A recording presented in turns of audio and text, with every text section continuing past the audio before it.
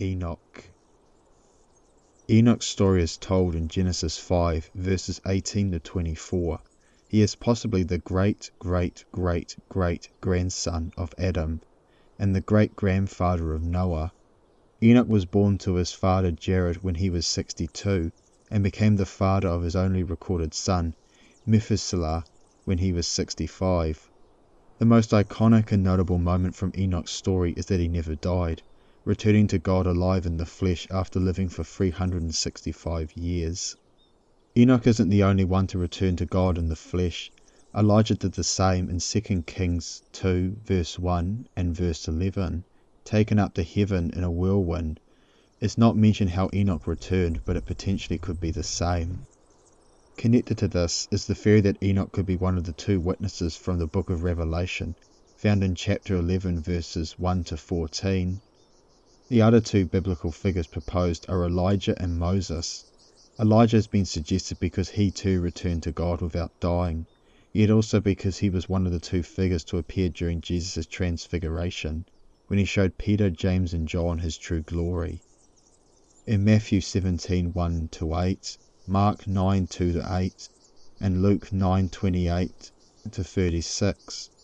Moses because he was the other figure to appear during this miracle of Jesus.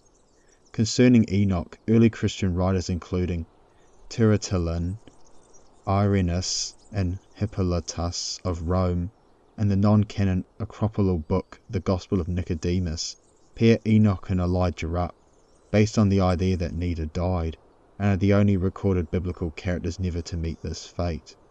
This is supported by Hebrews 9:27, which says, "Inasmuch as it is appointed for men to die once."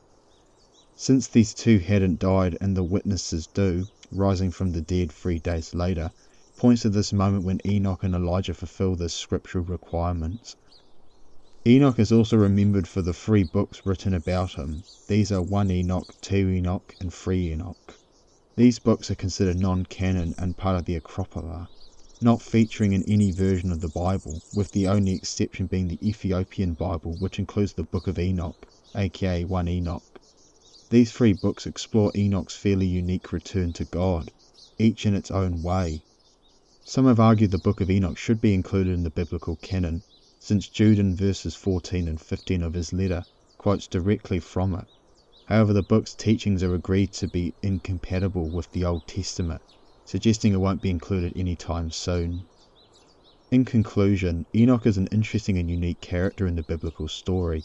His narrative recorded in Scripture consists of only 7 verses, yet the discussion around him and his importance is up there with the biblical greats, to the point where the author to the letter of the Hebrews mentions him in their list of faithful witnesses to God, Hebrews 11:5, along with names like Abraham, Moses and David. From his unique departure from this world, him being the only one of 2 to never die in Scripture, Elijah the other, the fear of him being one of the 2 witnesses from Revelation 11, and finally the controversy surrounding 3 books expanding his story, all show that Enoch is not a figure to ignore.